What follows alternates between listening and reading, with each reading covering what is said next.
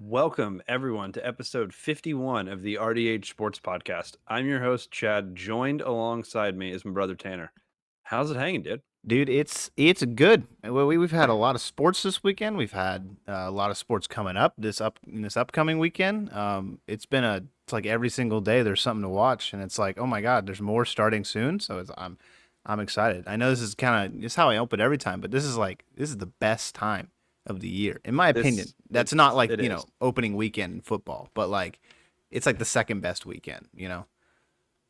I don't know. For me, it's like the draft season. You got a couple weeks till the NFL draft. I mean, we usually talk a lot of football on this podcast, but today we're talking a lot of sports. We're talking NCAA football. We're talking NFL football.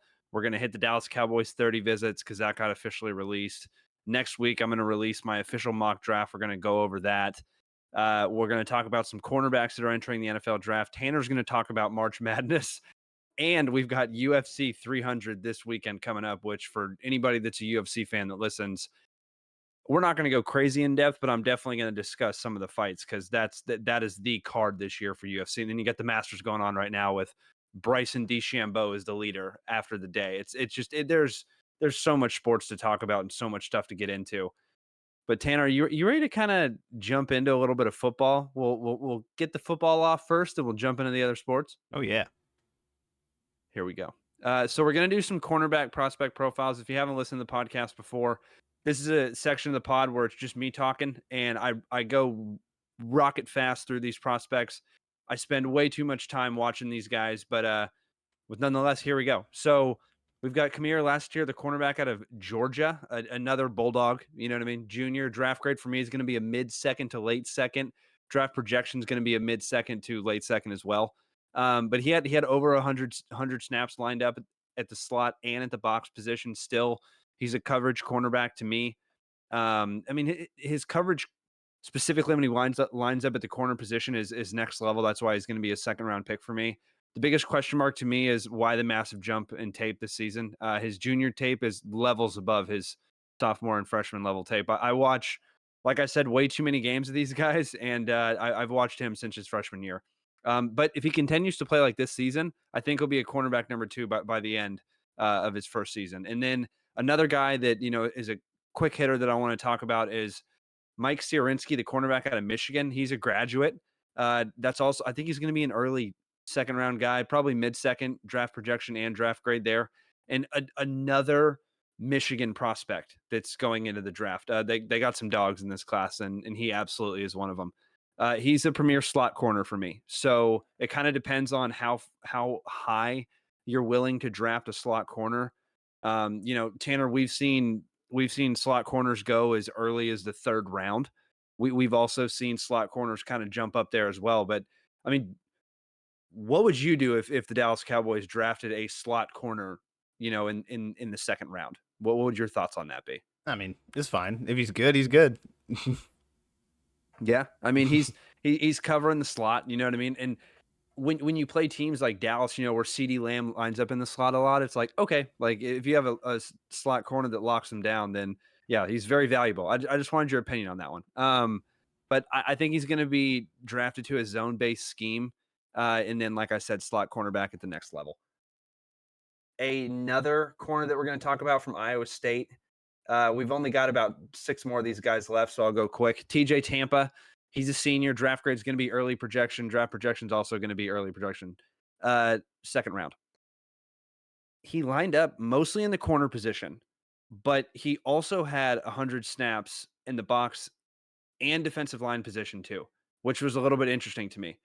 So he has position versatility and has gotten better and better each season. So in 2021, his passer rating was near 130%, which means like that's really bad. You know what I mean? That means a quarterback, sorry, is getting that ball to you and you're not getting any hands on it. But in 2022, it jumps down to 70. Then in 2023, it's at 55%. So if he continues to develop at this pace, I think he's going to be a pretty solid guy.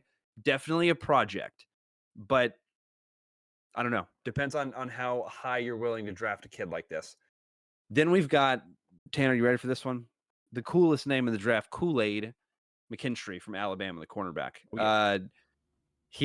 He at the beginning of this season was my number one corner coming into this class. But he dropped obviously to to number 5.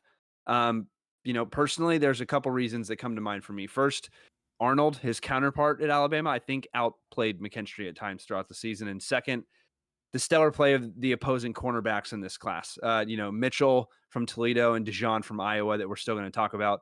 But McKinstry's still a really exciting player and easily a day 2 prospect. I definitely see him being there early in the second round. Not necessarily a trade up guy, but a guy that if he can play like his earlier tape as opposed to his later tape, I think he can be a pretty solid corner in the NFL. Another cornerback, like I just said, this is his counterpart, Terrion Arnold from Alabama. He's a sophomore. He jumps up big time. So there's a huge gap for me with these prospects because his draft grade for me is going to be a mid to late first. Draft projection is going to be a mid first round. So Terry, and he played a total of 23 college games, but lined up everywhere at Alabama. Corner, slot, box. So he's checking that versatility box big time. Could be a slot, safety, or starting cornerback 1 at the next level. And I just can't wait to see how he develops in the NFL. When you have somebody like Nick Saban using this guy in so many different ways, that tells me something. That tells me that if he's that good to play at that many different spots on the defense, that he can hone into one of those or be pretty decent at all of them and be a very fun prospect. So that's why he had to jump up to the mid first for me. Um, we got a cornerback here out of Clemson, and then we got 2 more, and then we're moving on to the Dallas Cowboys visit. So Nate Wiggins, the cornerback out of Clemson, junior, draft grade mid to late first. Draft projection though is going to be a mid first. He had a great junior season. This stat is insane to me. Guess how many yards he allowed? Less than 200. So Pretty good. when you have a guy that allows less than 200 yards in a season against you, you're probably going to be a first round draft pick because I mean that's insane. You know what I mean? Especially playing at Clemson. It's not like they don't play anybody. That school plays a lot of good teams and a lot of good quarterbacks that they played. He lined up mostly at the corner position, but he also played at the box at times. I'd recommend watching the Florida State game. That was my favorite game that I watched him play, and he just played like he had something to prove. That's the best way I can describe it. But yeah, he's a very fun prospect, and here is going to be the controversy of the cornerbacks for me. Um, Cooper DeJean, I have him ranked as my number 2 corner, not my number 1 corner. Out of Iowa, he's early to mid. Draft projection is going to be an early to mid as well. He's a fun prospect that has shot up draft boards. The previous 2 seasons, he had a passer rating between 35% and 53%. That's pretty solid. 7 interceptions, less than 650 yards against him, and 2 touchdowns in the previous 2 seasons. So he's had about 300 yards a season against him. That's pretty solid, especially playing for Iowa. He was one of the best players on the field and will make any NFL GM happy. I'm definitely projecting him as a zone-based cornerback. He'll definitely be cornerback number 2 to start the season, and he could potentially come cornerback number 1 by the end of his first season. But it's crazy. I like Cooper DeJean a lot, and I like Kenyon Mitchell a lot as well. The cornerback that we're going to talk about now at Toledo, they're so close to me on my top 50, but I have to give Kenyon Mitchell just the very slight edge. Maybe because he's from Toledo, but also because when I was watching him play, I mean, he just has that next level. Not often do you see a cornerback from Toledo leading the charge, but it's different this year. I watched about 6 games from him, that I went back and watched, and then after I watched, I can't even tell you how many other games.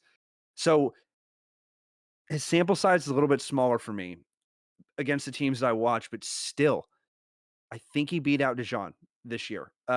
Once again, 35 opposing passer rating, 35%, 55%, six interceptions, less than 600 yards and 3 touchdowns. So that's very, very close to Cooper DeJean. 35% to 55% with the passer rating for Mitchell out of Toledo. And then Cooper DeJean had 35 to 53%. Had a little bit more interceptions, but I think Mitchell gets the slight edge in coverage because he's a blanket in man or zone. And that's the reason that I give him the edge over DeJean. I think if you have a corner that can play man and zone, that is a lethal combination. So day 1 starter, walk-in cornerback number 1 for me. Absolutely great prospect. That is it on the prospect profiles. Tanner, I know we talk a lot of Cowboys football here on this podcast. I don't think the Cowboys are going to go cornerback in the first round, but we did have some 30 visits, and we're gonna discuss those. If you are a Dallas Cowboy fan i- and you follow the team more than just a little bit, Tanner and I are kind of psychos when it comes to sports. That's one word you could use for it, right? Um, they draft their 30 visits probably more than any other team. You know what I mean? Like when you see the draft and after the draft, you go, how many of those guys were 30 visits? It's like, oh, 40, 50, 60% of them. Okay. All right. So that's why you see such a wide range from these guys. So Dallas brings in guys that are ranked in the bottom half of the draft class, and they also bring in guys that are ranked in the top half of the draft class. Some of these guys are going to be there when Dallas drafts in the first round. Some of them are absolutely not going to be, and we'll hit on those points. But I'm going to name them quickly. We had Nathaniel Watson, the linebacker out of Mississippi State. We had Jason McClellan, the running back out of Alabama. This is way end of the draft. We're talking, in my opinion, I mean, sixth, fifth to seventh round with these guys right here. Then we have Rasheen Ali, the running back out of Marshall. Dude, anytime there's a guy in Marshall, I mean, come on. We are the Thundering Herd. I mean, come on now. Wow. We have a linebacker out of Temple, Jordan McGee. You're starting to see kind of a trend here, right? A lot of linebackers, a lot of running backs in the back half of the draft is what they're looking at. Guess what? Another running back out of Purdue, Tyron Tacey. Then we have another linebacker, Trevin Wallace, the linebacker out of Kentucky. These guys, I would say, in the more fifth round with Tevin Wallace and Tyron Tracy. Jordan McGahee, the linebacker out of Temple. Rasheen Ali, the running back out of Marshall. Jason McClellan, running back out of Alabama. Nathaniel Washington, linebacker out of Mississippi State. Those guys are going to be 6th, 7th round picks to me personally. Then we're going to jump in here, and these guys are going to start to jump up. Going to jump up big time. We have Matt Gonclaves, the offensive tackle out of Pitt. I think he jumps up. I think he's definitely more of, I don't want to say as early as the 3rd round, but I could see him go as early as the 3rd round, most likely 4th round pick, their offensive tackle out of Pitt. Bucky Irving, the running back out of Oregon. We've talked about this player, and I've watched him at length. This kid is solid. So we'll see where he goes in the draft.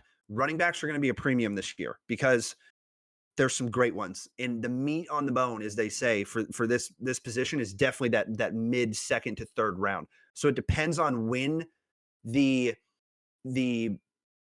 what's the word that I'm looking for here? The rush, whenever everyone gets taken all at once for running backs. You see one running back get taken off the board, then it's like, oh crap, we got to make sure we get our guy. Boom, boom, boom, boom, boom, boom. Running backs are gone, 5, 6 of them in a row.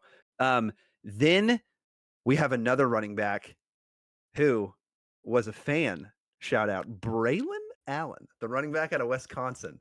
That's right. That's right. He visited. Then a wide receiver out of Western Kentucky, Malechi Corley. Then this is big. This one is very big, especially being the close proximity to home and where he played college football, and arguably the best running back in this draft class, Jonathan Brooks, the running back out of the University of Texas. Then, oh, by the way, the running back out of Florida State, Trey Benson, as well. So I'm going to stop here, Tanner, because these are going to be kind of the 2nd tier guys. Then we're going to jump into the guys that are going to be for sure 1st to 2nd round picks. Some of these running backs can definitely jump into the 1st and 2nd round, meaning Jonathan Brooks most likely. Not sure if Trey Benson can jump into the 1st round, but maybe at the end of the 2nd round. How do you feel about these back half of the 30 visits as a Dallas Cowboy fan? You have 1, 2, 3 linebackers in the 1, 2, 3, 4, 5, 6 running backs. Yeah, I mean What do you think? it's just one of those things like I don't expect them to go running back in the 1st round. I really don't because you look at them in past years and they just besides Zeke who was like a top 5 pick at the time, they don't usually do it that often, especially when running backs are not a premium anymore in the NFL. They're Jonathan Taylor, these guys are drafted later round or back half of the 1st into the 2nd. Like these guys are not drafted super duper high unless you're like again, Ezekiel Elliott, Saquon Barkley, these super talented guys who just put up insane numbers in college. But like it's not a super expensive position in the NFL, and so I don't think they're willing to spend a ton of draft capital on it. So honestly, I don't expect them, like I said, to draft one in the first. But like you said, that second round, Dallas picks 24 in the second round. So what is that? I don't know. I can't. Math's hard, you know. So it's like 32 plus 24. there We you go, got that. 56. There you go. There you go. So they pick there, and it's just you're probably gonna have to go up if you want to get one of the guys you were talking about. I mean, honestly, because I think they're Yeah. gonna be gone. A lot of other teams have very similar strategies. You see running backs, they just went this season. Like they were on the free agency. There were big names, and they left. You But know, that could be a good thing, right? it could. Especially because one of the running backs, the big running back on the free agent market, arguably was Saquon Barkley, Mm-hmm. goes to the Eagles. So there's no way the Eagles are going to be looking for a guy in the second round. Washington, Probably for not. sure. I No, mean, I think they could really? because they well, here's the thing with Washington. You have no clue what they're going to do. I think Washington's going to take best available because it's a new ownership group. That's true. They are going to get the most exciting prospect on the board. If you're telling me Jonathan Brooks is sitting there in the beginning of the second round, and I don't know, you could see it. You could see it happen. And then New York, they got rid of their guy, Yeah, of and they course. need help everywhere And they got a big on pick. the offensive side. Mm-hmm. So yeah, I mean, I'm I'm interested to see what happens. Especially, I'm interested to see what happens within the division. Yeah, I think so too. With Austin Eckler being in Washington, that's kind of like the big like I don't Oh, know. good call. You know, I don't know Good call. what they're gonna do there. I mean, he's getting up there in age, and obviously he's not the same running back he once was. But like, you know, does that warrant the enough to take a second round running back? You know, just being like, hey, I think you nailed it. I think you just put my argument right. Just dug it right in the dirt. I think you're 100% right. I think the fact that they have Austin Eckler doesn't mean they have to take a running back in the second round this season. mm-hmm. Maybe next year. But Yeah, when you just sign Austin Eckler, you can't go get a guy in the second round, especially when you already have Brian Robinson Jr. sitting back there. I mean, yeah. I don't know. the Is he dude still ran there? out to many men by 50 Cent. So come on. Did they re-sign him, Brian Robinson? If they didn't, then they have Antonio Gibson, and right Antonio there, Gibson that's your. left as well. So I Oh know my I know that one goodness. for sure. I'm pretty sure he's still in Washington. Yeah, Brian Hey, I Robinson, don't think. Washington. Um, Yeah, say I don't think he's done with his contract yet. I don't But think so yeah, either. yeah, Antonio Gibson. it's an interesting Yeah. draft strategy that's going to happen in specifically in the division because you have no idea what Washington's going to do. Philly's going to draft extremely well because they always do. So you know it's going to be best available Yeah, there's BPA. slash position. Yeah, position of need, and then Don't even have a position of need. yeah, no, yeah, no lie. No lie. But jumping into the other kind of upper tier part of these prospects, and here's the thing, I do think that Jonathan Brooks, the running back out of Texas, and Trey Benson, the running back out of Florida State, I do think those guys are upper tier. I think those guys are definitely going to be second and third for sure. Um, another linebacker. Another one. Junior Carlson, the linebacker out of Michigan. We've talked about him. I've watched him extensively. Wouldn't be a bad one there, but that's what happens when Leighton Vander Esch has to hang him up. You know what I mean? And Dallas doesn't necessarily have the depth at that position anymore with the departures that they had. So that's why you're going to see a trend with linebackers. This is an exciting one. Now, I think you would have to spend a second round pick on him. I don't know if he's necessarily going to be there at pick 24 because of how high this player's ceiling is to me. Jatavian Sanders, the tight end out of the University of Texas. This kid is fun to watch. And if you go back and listen a couple episodes ago when we went over tight ends and the prospect profiles there, I mean, I was jumping in joy with this guy. He's not necessarily a day one starter, and I know you don't want to hear that, but if he plays like his ceiling, this kid is something special. So I think that he has the potential to go upwards into the second round, but you already have Jake Ferguson there with Dallas, and you've already recently drafted a tight end out of Michigan. And I don't think you can justify that high of a tight end being picked in the second round. No, I don't think Linebacker, so. yeah, linebacker out of North Carolina State, Peyton Wilson. We've discussed him at length. He's him and Ederin James, the linebacker of Texas A&M, who is the next 30 visit. We've discussed at length on this podcast. Peyton Wilson, to me, is the best linebacker in this class, but he has a long, long, long injury history. So Dallas fans, you don't want to hear that because you just had a linebacker that whenever he was taken in the draft, I'm pretty sure I was sitting right next to you, Tanner, and I'm pretty sure I said it's going to be a great 4 or 5 years. It's going to be great. Like I'm not necessarily a fan of the pick with Leighton Vander Esch at the time because of the neck problems, and that's what happened. Especially when you're playing linebacker in the NFL, you got to tackle every play. You know what I mean? Like you got to be the guy that the running back's coming straight at him, and you got to lower your head and tackle him. Yeah, and Um, not only Leighton Vander Esch, but you look back even further past that with Jalen Smith, Jalen, Sean Lee. Like it's just been a problem in Dallas. Like if you can get a guy yeah, that's back there consistently, that's a win for me. Let's get these yeah. injured boys kind of let's look away from them this time around, Dallas. There you go. That's Tanner's take on it. God, but when Sean Lee was healthy, he was the best He was coverage so linebacker good. in football He at the was time. so good. Jalen hurts a little bit, because he was such a dog in college. One of my favorite players. Then the offensive tackle out of BYU, Kingsley Sumatoa. We'll see with that one. I'm interested to see how high he can go. The edge, it's the first edge that we've had that Dallas has visited, which is interesting. That tells you that I don't think it's going to be a high position of need.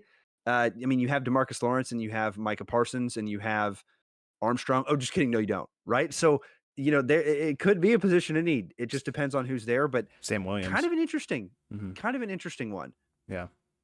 Darius Robinson, the edge out of Missouri. It's like, okay, okay. That's a guy that could be there definitely in the second round for me. Could also jump up a little bit higher, but it's an interesting pick. That one for any point in this podcast, if you're going to take something home, that's the little nugget to take home because that one to me kind of sticks out.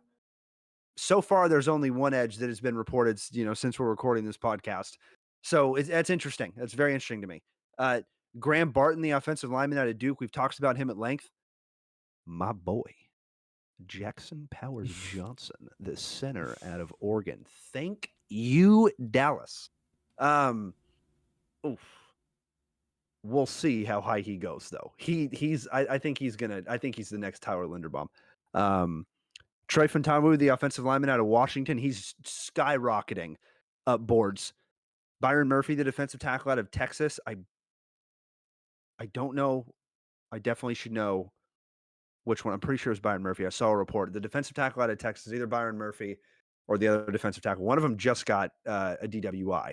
Mm-hmm. So Dak Prescott, fell to the third, fourth round for Dallas with the DWI, and he should not have fallen that far. So I'm interested to see if the prospect falls, but that's an interesting one. And then the last one is the guy that I've talked about at length this year because for some reason I was an Oregon State Beaver fan, the offensive tackle Talise Fuaga. So Mm-hmm. what do you think there, Tanner? We got a mix of offensive linemen, more linebackers, and one edge and one tight end. Yeah, the tight end's kind of surprising. I'm gonna be really honest. That's interesting, because I really thought that they were kind of going with their position groups, that they have right now with Ferguson, um, and the kid they drafted last year, and so it's like uh, Schoonmaker. Schoonmaker exactly. And so I don't know what's going on there, but I don't think they're gonna get him. But we'll see what happens with that. But like when it comes to those linebackers, man, those edge rushers, it's just very Dallas pick, to pick one in the second round, just be like, all right, DeMarcus Lawrence, like you said, he's getting old, and Yeah. he's good. He's a good run defender, and he can do a lot of that stuff, but he's not going to be that guy that's going to rush off the other side of Micah Parsons and make an impact. No offense on his play, no offense on his game, but it's not what he's Well, there to do. yeah, more of a run stopper anyway. Exactly. So it's like you need another guy that's going to come off the edge. And like you said, Dorrance Armstrong's gone. He's not in Cowboys uniform anymore. He's over in Washington. Sam Williams, I mentioned his name earlier. I think that's the starter on that side right now. That's not DeMarcus Lawrence. So At Ole Miss. I I'm not sure about that one. I'm not sure about the interior line. I think, you can absolutely move D-Law over into the interior and you can have a good time with that. But Well, to hit on your point with the interior defensive line, I mean, we lost Hankins out of Clemson, And Hankins. and he was the run stopper that we had that we lost, and his contract was only around 2 million, Mhm. and Dallas didn't want to One match year. it. So 1 year. yeah, 1 year, 2 million. That's all you had to do. What, like 2.05. I understand that, maybe he might have been asking for more at Dallas and he went to Oakland and maybe it went down. We have no idea what goes on in those contract negotiation rooms, but the report that I read, it was saying that Dallas didn't match it. And to me, that doesn't make sense for I'm definitely gonna say this because Mozzie Smith, I don't know what the heck Dallas's defense was thinking with slimming him down and not having him stuff the run like he did in college. That's all he did at Michigan. And they tried to make him into like an Aaron Donald. And I just don't understand what they were doing. So I hope Mozzie Smith puts on a bunch of weight again over the offseason and goes back to that run stopping guy. Maybe Dallas thinks that Hankins, like, that's why he can go. But I mean, there's a lot of maybes. You know how many Yeah. maybes I just said? There's a lot of them. And there's a lot of positions of need that you have to hit on in this draft if you're the Dallas Cowboys. There's a lot Mhm. because the starting offensive line right now, it's not bad, but it's not what you've had Dak Prescott's entire career. No. You know what I mean? You don't have a center right now. You don't have a center. You are going to go into next season with a rookie center, no doubt. A starting rookie center, most likely out of Oregon or West Virginia, because those are the top two guys. Yeah. A starting center Mhm. you don't have. Oh, and guess what?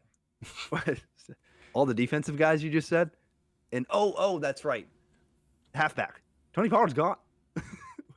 Dude, we got Rico Dowdle. Rico Dowdle. Rico, the Freako Dowdle over here. He Yeah, is I mean, just what are we running doing? over people, and he's like this tall. No, dude, I think it's you mentioned it, and you're like, this is kind of Dallas's plan to bring in these young guys, like you mentioned with Mozzie Smith, like we talked about with Sam Williams. Like, I don't remember what port it was. It's obviously not very credible if I don't remember the exact report, but it's like I think that this is like Jerry's attempt at like these guys, these younger guys, Mozzie Smith, Sam Williams, that we've drafted, that we've invested pretty high picks in. This is their time to shine. We're gonna like lean on these guys to be the next generation of this defensive line, Yeah. and it's just they haven't really shown you anything to warrant that kind of praise, in my opinion. The only person that I think that you've invested a decently high pick in, and it's not even a high pick. I don't remember what pick it was, but it wasn't very high. It was Osa Odigizua. And he played really well his rookie season, but he kind of fell off a cliff a little bit. And they've kind of,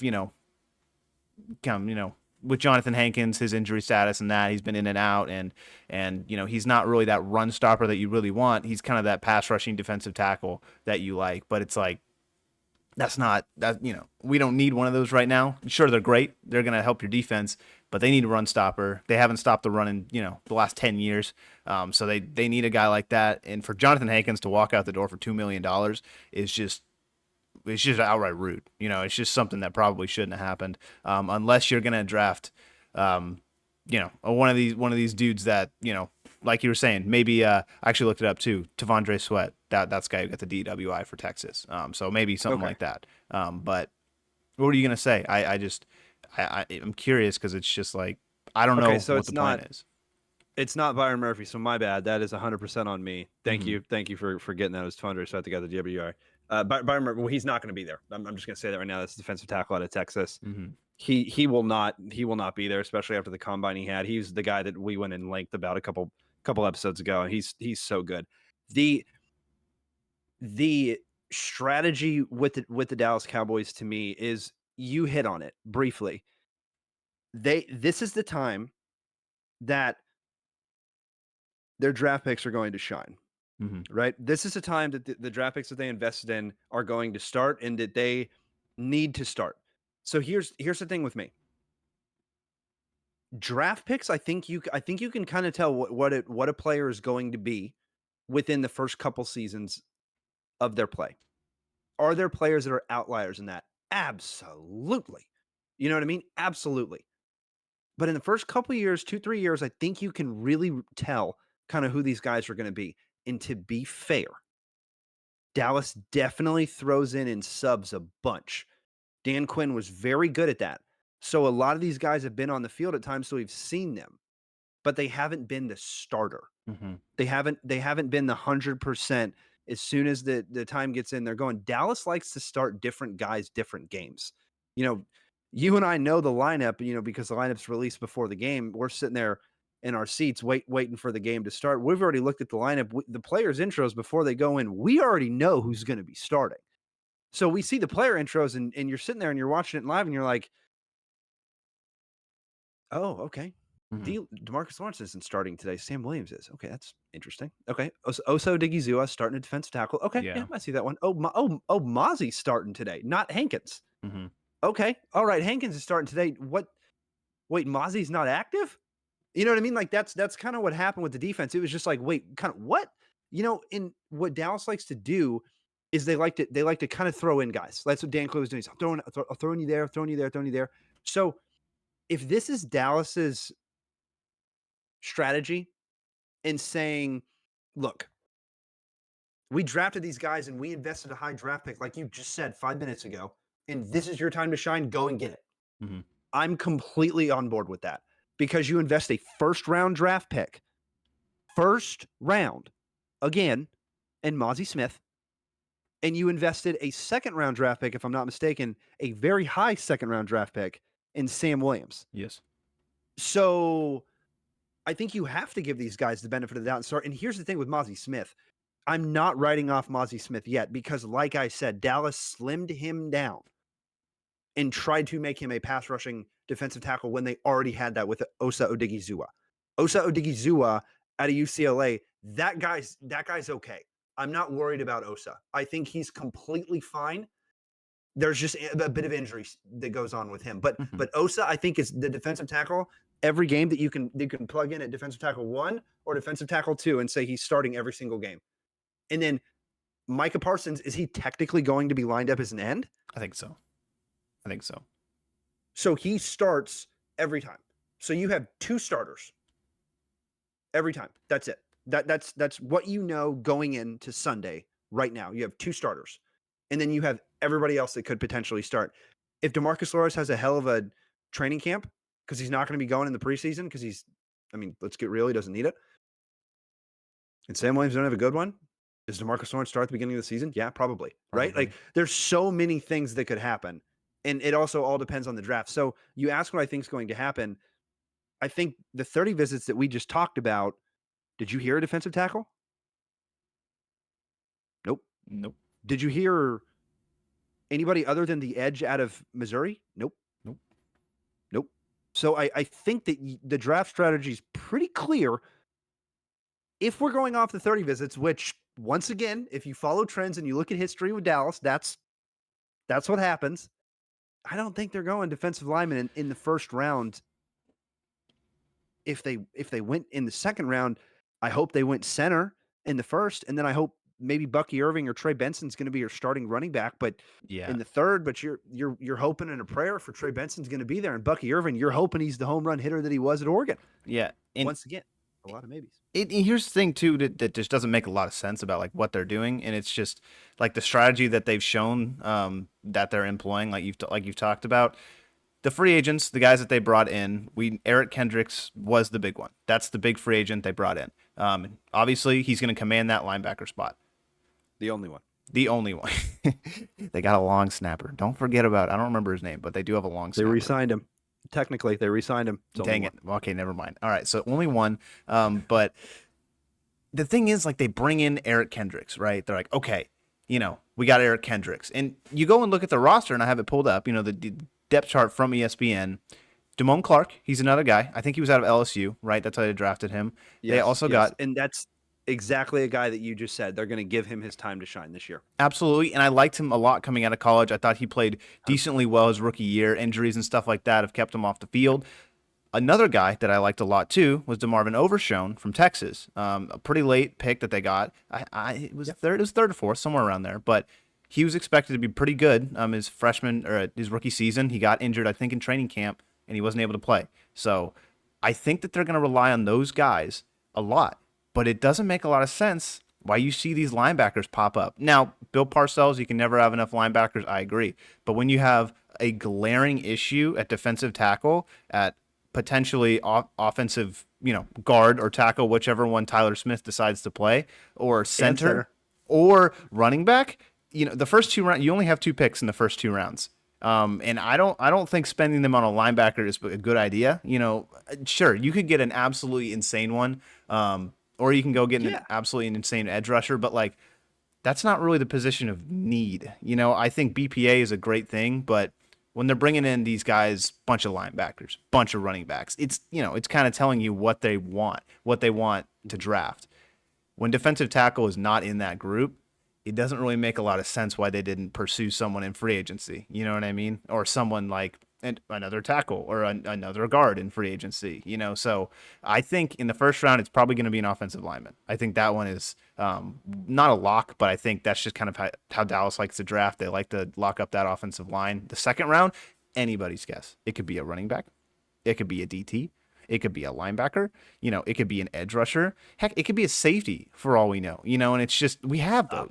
It's just it doesn't make a lot of sense given the roster that they have right now, the draft picks that they've previously invested in these later round guys, DeMarvin Overshown, Damone Clark, these guys, and not believe in them. You know what I mean? They're like, oh, we'll believe in Mozzie Smith and Sam Williams, the guys who haven't really shown that much they've been here for not Mozzie Smith's case, but maybe Sam Williams' case for longer, than DeMarvin Yeah, Overshown. So it's really interesting. I'm just a little confused by it. Obviously after the draft, we can see what happens, with these guys, who they ended up actually drafting. But it seems like they have a lot of position groups that they want to draft. But they just don't really have enough picks to do it, So I don't yeah. know. It just their strategy seems to be kind of upside down. At least maybe it's the misdirection. Maybe it's the smoke talking. Maybe they're not trying to give away who they're going to draft like they do every season. But like I don't know, dude.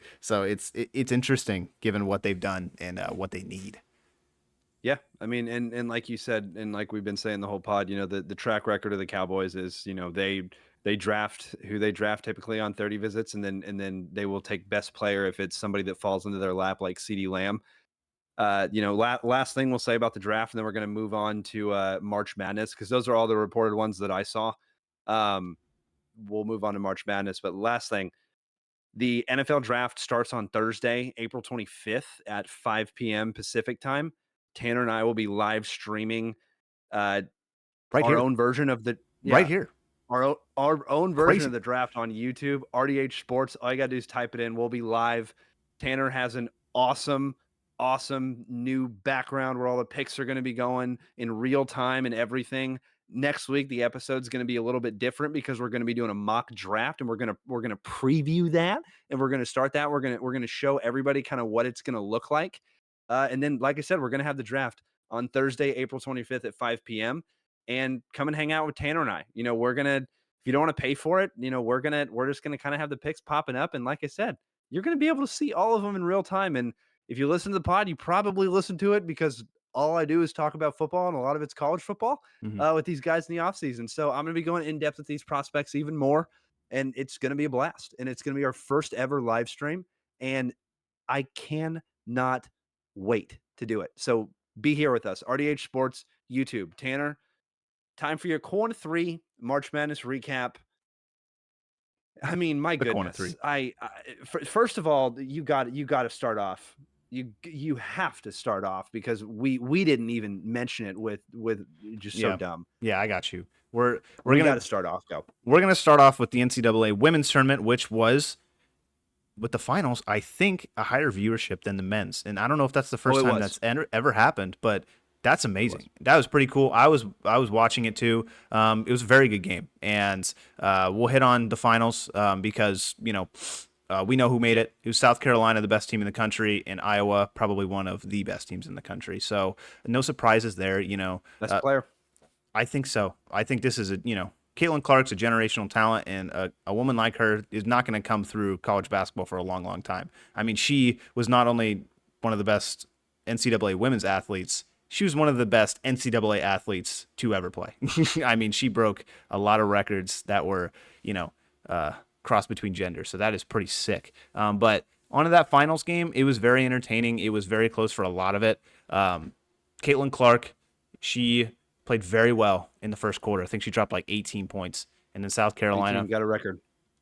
they were like, we're this is not happening. Like what are we're not going to be beaten like this. They're coming into this game, they're undefeated. You know, obviously they got a chip on their shoulder, but Iowa, you know, they're a very good team. You know, they're kind of like the underdogs this season because it's like, oh, the whole story around Caitlin Clark, like, can she do it? You know, can she go and stand on top of the mountain? Unfortunately, she didn't. You know, they lost 87-75. The score, like I said, is not reflective of how the game went. I think just South Carolina, they're just an explosive team, and what I really saw in that game was dominance in the paint, and it's one of those things. You know, obviously Iowa's, you know, they're shooters. They're gonna step back from three and they're gonna shoot all day, every day. That's what they do. But South Carolina, I think they're, in my opinion, a more complete team. I think that when you can control the paint like that, it leaves a lot of other options open, and you just get a lot cleaner looks. You know, they don't miss. Is what I was starting to see in that paint. When they were controlling it, it was pretty much down for the count once that second half hit, and they were just annihilating them from inside. So I think they shut down Caitlin Clark, and that was the big thing about the game. I think that they just all they had to do was that, and she got going. She didn't have a bad game at all. I think she played really well, but she can't do it all.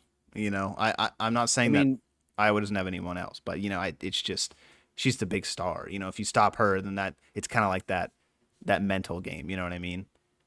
yeah, I mean, if in my opinion, for Iowa to win that game, Caitlin Clark had to drop like 40.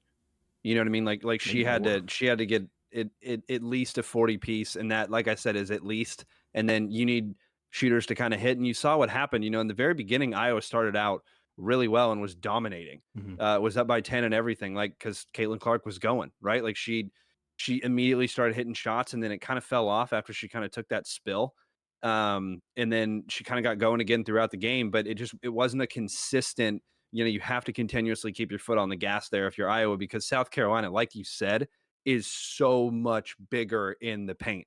Like that game to me literally looked like a game on 2K where you have a created center and you just throw it in the paint every single time, Hmm. because South Carolina was hitting every single paint shot and was getting the offensive rebound. And if Yeah. you're getting the offensive rebound multiple times, that's you're typically going to win those games.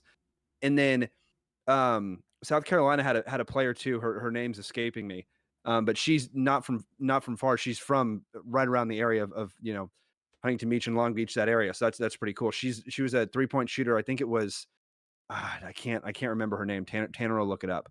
Um, but she was the only player on South Carolina that was hitting threes, and I think she was number 3 in the nation in 3-point percentage, if I'm not mistaken, during that game. So it's like you also have a shooter that can shoot on South Carolina, and she hit when she needed to, and then whenever she wasn't, the ball was inside in the paint, and South Carolina just kind of dominated and went away with it. Yeah. Yeah. And um, it's probably you're probably talking about Tessa Johnson. Probably. I don't. She took 6 threes. She made three of them, and then there's also Tahina Pow Pow. If you're talking That's about it. her, Tahina Pow That's it. Pow, nice. Pow pow. Yep. That's it. Yeah, yeah. She's from this area, from what they said on the game when I was watching the broadcast. And I mean, yeah, it was a very exciting game. I think the game was LSU. Yeah, I think it was LSU and Iowa was Hmm. even more exciting again. I think that's when Caitlin Clark had dropped like a 40 piece. So Hmm. did she, you said, you know, did she stand on top of the mountain? No, but she got real close. But everything she did off the court and what she did for, you know, the game is absolutely insane. And she's going to stay in that area of Iowa because the professional team has the number 1 overall pick Hmm. in the WNBA. So she's going to stay right there. There's no way she's not going number 1. So she's literally going to go from college there to being a professional basketball player. They're going to pick number 1 and probably breaking all these records in the WNBA. But that's all I had on the game. Hell of a tournament, though. I'll definitely say that from Iowa and South Carolina, like you said, undefeated. Check. Oh yeah, dude. It's just I got to watched those girls play a lot when I was at A&M because they came to College Station every once in a while, and I'm like, oh, here we go. South Carolina's coming to Just town. destroying them. Yeah, and it was just like, oh gosh, dude. I mean, it's just they're a very good program. They've been a very good program for a long time. It's just like one of those Alabamas, one of those Kentuckys. It's just they've been there, they've done that, and they know how to do it continuously. So, but in the spirit of people doing things continuously, let's go back to UConn, the back-to-back NCAA men's basketball champs. This was I'm going to start in the semis because I think it's important. We got to talk about these games. I'm going to start with Purdue and NC State. My opinions on this game, man. Zach Edey is just an absolute beast of a human being. I did not think that they made him like this, but he was just doing his thing all day long. The guy we talked about last time, DJ Burns Jr., he just didn't have the same game. And I was kind of alluding to it last week when we talked about it. I was like, this NC State team has one guy step up every single game for them. It's just next man up. We're not, quote unquote, not supposed to be here, right? No one expected an 11 seed to make it this far. So someone's got to step up every game, and no one did this game. Not in my opinion, they didn't. When you got a guy like Zach Edey, it kind of, makes you think pretty down on yourself. I think if you're those bigs in that game, I just think he can do whatever he wants. It doesn't really matter on offense or defense. He's just hard to play around, and I think that was the case for DJ Burns Jr. I just think that he wasn't really that effective, given Edey and just how dominant he was in the paint, regardless of if he actually had the ball or not. It's just kind of that mental thing. But it just looked like How high do you think Edey jumped himself up into the draft conversation now after those performances? It's a good question. I could see him going. He's definitely first round. I think that's a no one's going to argue with that. But do you think he's a lottery pick?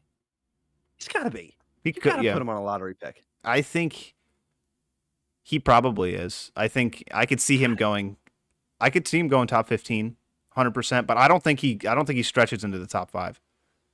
Wow. I could be wrong. So you're thinking the highest he goes is going to be between 5 and 10. That's the absolute But highest. the thing you got to remember too is there's a lot of other G League guys. There's a lot of other guys who play overseas in other professional leagues that have already had that kind of experience. Zach Edey, he's a monster. Don't get me wrong, but there's a lot of monsters in the NBA. You got a lot of big dudes in the NBA, who are just kind of very similar builds. You know what I mean? You got guys that can do what he does and more without really trying. So it's hard. It's somebody that I think he's going to be ready to go day one. Don't get me wrong. But I think that he will have to work, and I think that he will have to get better at his game because, he's good. He's very good. But, everyone's good in the NBA. So I think 100%, I think he's going to be a top 15 pick. I think he's going to go in that range. I don't think he's going to go in the top 5 because you got a lot of really good guys in there. There's a couple guys from Kentucky. And actually, a guy you saw play, I think Stefan Castle is going to go, maybe not top 5, but I think he's going to go top 10 at least. So I don't know, man. I think he's very good, regardless if you get him or not. I think he's going to be a good player, But regardless of that, man, he had an amazing tournament. I think that obviously he was the reason Purdue was playing so well. He would just draw those double teams. He would just be unstoppable. And that's kind of how they made the finals. I think when you got a team like NC State who's kind of running off magic, going off to that point, you got to kind of ground them a little bit. And that's what I think Purdue did. They just kind of humbled them. And kind of the same case we talked about with South Carolina, man. They just controlled the paint. They dominated it. And if you control the paint for a vast majority of the game, you're going to win that game pretty much every single time. So enough about that. They went on to the finals.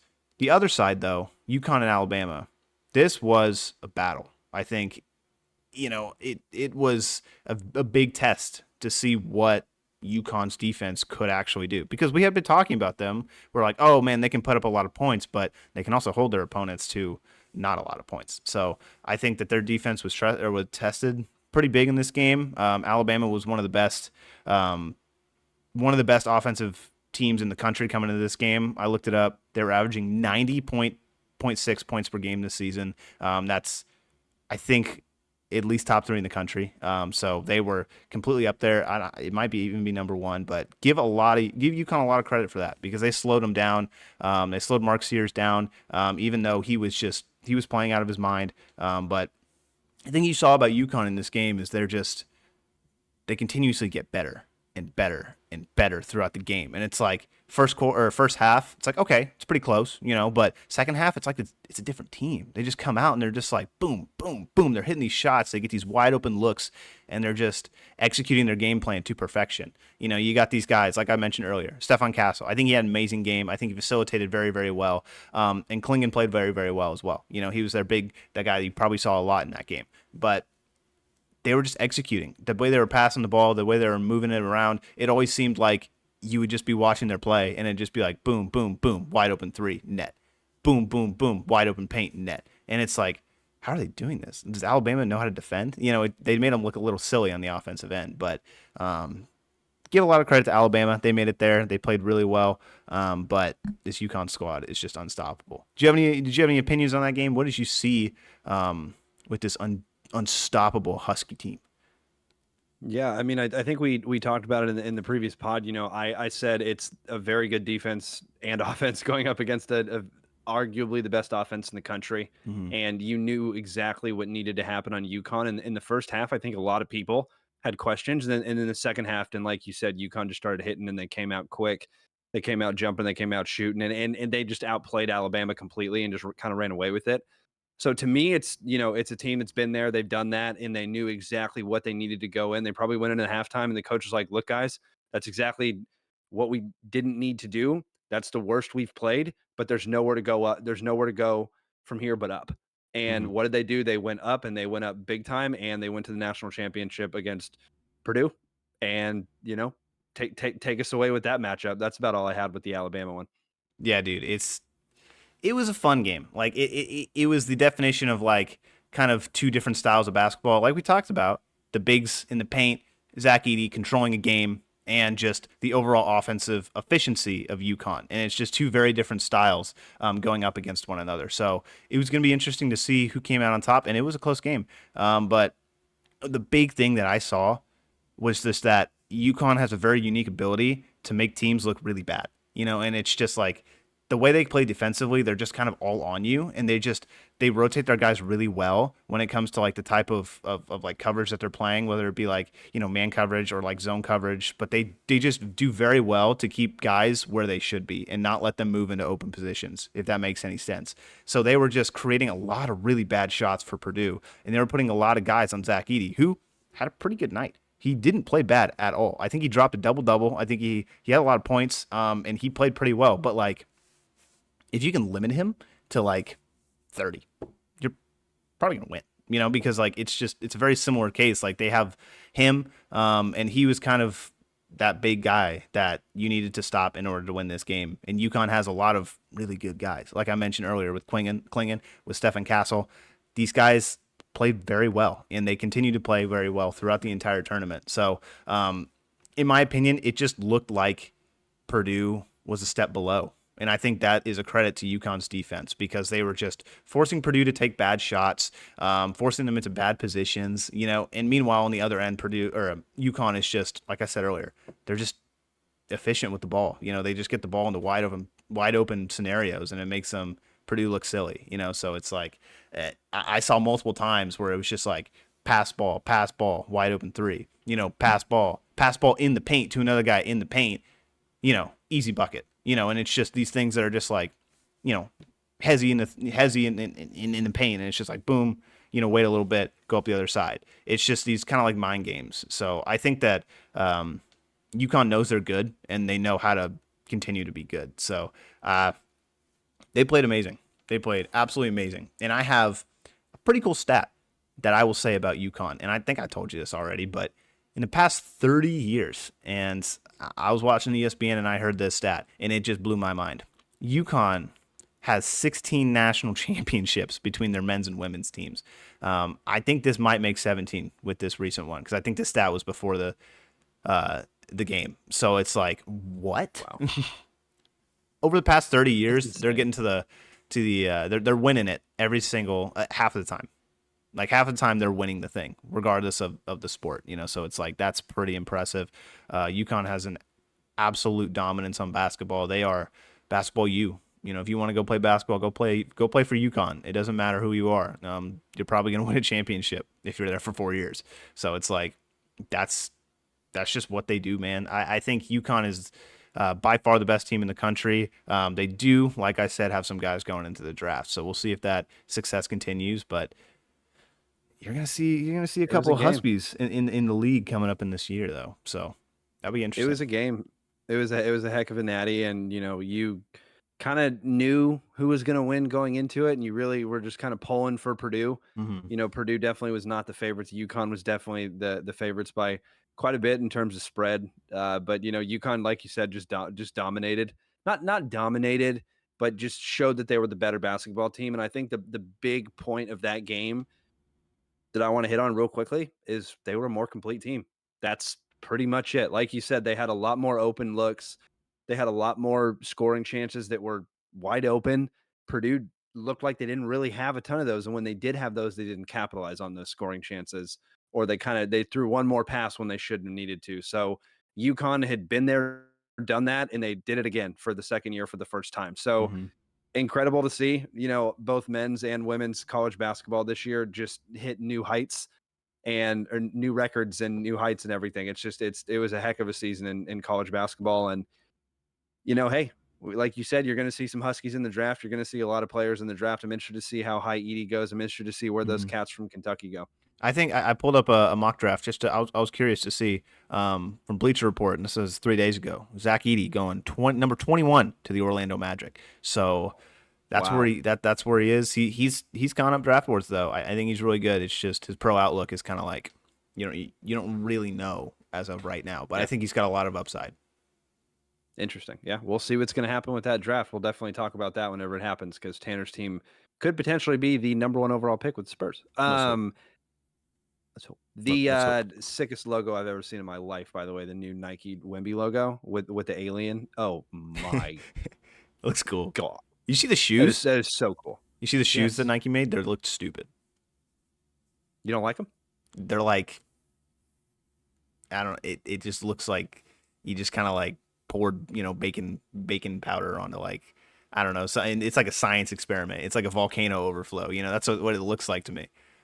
A little bit too much grease on those puppies. Enough shoe in college basketball and pro talk and everything. But last part of the episode here is going to be well, first of all, like I said, real quick, we'll hit on the Masters. Bryson DeChambeau is leading after day one, and that's okay. I definitely didn't see that coming. Scotty Scheffler is like the world's number one right now golfer, and he is right there playing and just like right there. So last hole I watched him play was 16. I wanted to pause it and kind of save it for a little bit later tonight. That's if you like golf, dude, the Masters is the best tournament to watch because all you have to do is go to their website and you can watch whatever you want to for like free.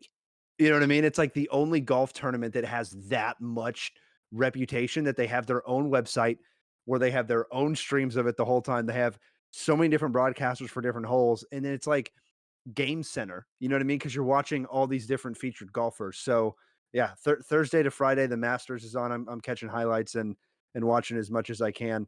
But it's oh man, it's best time of the best weekend for me in sports. Pretty close to it. And then UFC 300. This one's going to be insane. I'm not going to discuss the whole card. Just going to discuss guys that I've seen and gals that I've seen. But the first fight, it starts off the night, the early prelims with Cody Garbrandt versus Figueroa. And Cody Garbrandt is a huge underdog in this fight, but he's a heck of a striker. But I hope Cody takes it. But Cody no love Garbrandt, but I hope he takes it. But Figueroa is just to me, he's the superior fighter, and that one's going to be pretty crazy. And then jumping all the way up to a little bit earlier not earlier in the prelims, a little bit later in the prelims, we got Holly Holm versus Harrison, and that's a huge fight for me because Holly Holm was the woman who knocked out Ronda Rousey way back in the day. And this is a new and upcomer with Harrison that's 16-1, and it's going to be a heck of a fight. And then we've got oh my goodness, these are still in the prelims. I can't believe this. We've got Aljamain Sterling, who Sean O'Malley, Sugar Sean O'Malley, won the title from and he's on the prelims, and he's not even on the main. He's not even technically on the main card, and he's facing Qatar. Sturgeon's a little bit of a favorite there. Then we've got Yurov Prohaska. I think that's how you say it, Proskovich something. And he's fighting Rakic, and that one is going to be the craziest fight because Yuri just if you want to go watch somebody or you want to go follow a fighter on social media, this guy is hilarious. He is like a like a warrior. Like he looks like a warrior. You know what I mean? Like a Viking is what he looks like. And he like has videos of him just like doing shit in the snow and training in the snow and swimming in freezing temperatures. You're like, this guy's insane. But he's gonna be a fun one. And then so I got him, I got Aljamain Sterling picking, and then you got a big one here. You got the main card starts with Bo Nickel 5-0 versus Brundage, who's 10-5, and Bo Nickel's a huge favorite by 2,500 in this one. Crazy odds in that one. Only had 5 professional fights. Wrestler out of Penn State and picked up striking very quickly. And this guy's dangerous, very dangerous. Then you have Max Holloway, one of my favorite fighters of all time, and Justin Gaethje, another great fighter. And Max Holloway gets to wear the floral shorts. He's one of the only other guys aside from Sugar Sean O'Malley to have custom UFC shorts. Those guys, that's for the BMF belt, and they've already fought before. I think they've both won once apiece. And last time they fought, I mean, these fights are just absolutely insane with Gaethje and Max Holloway. They end in head kicks. They end in, I mean, it's absolutely insane. This is going to be a huge fight. Gaethje's picked is a bit of a favorite there, but I don't know. I think Max has got some left in the tank, and he's kind of scaring me. Then we've got Zhang Wei Li versus, I don't know how to say that name. You can go look that one up. But Zhang Wei Li is a hell of a fighter. That's going to be a title fight. She's holding on to that belt. And then you've got the big dog, Alex Pereira versus Jamal Hill. They were calling for this fight for a long time. And when I saw that they had it on UFC 300, I knew I had to tune in. But that's going to be a big one because Hill is 12-1, Pereira is 9-2, and Hill can, if he gets you on the ground, you're in trouble with Hill. But he can also stand up and strike, and Pereira has the hardest punch in the entire UFC. So these are going to be some big fights this weekend. So I'm going to be watching Masters. I'm going to be watching UFC, be tuning into some hockey games because we won't even get started on hockey talk because the Eastern Conference is this close in terms of playoffs. And there you go. And the Dallas Stars Number 1. are the number 1 team in the NHL right now. Oh, yeah. So got to give some love to the hometown Stars there, Tanner. Yes, sir. There you go. Mike Modano signed hockey puck. Got another one over here right next to me. You gave it to me, so yeah. There we go. Hey, Tanner's a Dallas Stars fan now. That's what we like to see. Me, my team, we need to talk about it. San Jose. They're going to maybe get the number 1 overall pick. Probably not. But it's going to be a hell of a weekend. And I can't wait to talk more sports next week. Do you got anything else this episode, Tanner, or should we end this thing? I think I want to just briefly go over it, but you got a kind of a battle going on in the NBA right now. We had the Denver Nuggets and the Minnesota Timberwolves play last night for the number 1 overall seed. Kind of a relevant topic. And Denver beat them, and they are now the number 1 overall seed. But I think it's worth mentioning in the West that the top 3 teams are all within 1 game of each other. So I think there's like 3 games left or something like that. But it's like, who's going to be the number 1 seed? You know, who's going to take that away? But Denver has 56 wins. Minnesota and Oklahoma all have 55. So they're 1 win back. And then that one's pretty locked up. But in the East, though, you have seeds number 2, which is Milwaukee. They have 49 wins, all the way down to Indiana, have 46. So there's a 3-game difference in between the 2nd seed and the 6th seed currently. Wow. So, yeah, there's no room for error. You got New York has 47, Cleveland has 47, Orlando has 46, Indiana has 46. And that's not mentioning the Philadelphia 76ers, who are the 7th seed in the play-in tournament currently with 45 wins. So if Indiana drops just 1 game, they could snub themselves right out of a playoff spot right in the play-in. So I think that's gonna be must-watch TV. It's gonna decide a lot of where these just seeding ends up. But yeah, that's pretty much it. It's gonna be fun in basketball. I think the playoffs start very very soon for both Same with NHL hockey. and for NHL and NBA. So I think that's gonna be must-watch. The matchups are gonna be amazing in the We'll NHL. pick we'll pick those games. We'll Oh, definitely pick the NHL playoffs. We'll definitely let's go. do Tanner and I filling out a full bracket and Heck yeah. everything, and we'll go over it on the pod for sure. But Yes, yeah, I think absolutely. that's good to end this week, Tanner. I am ready. Did you have fun, Chad? Always. And forever. Goodbye, everyone.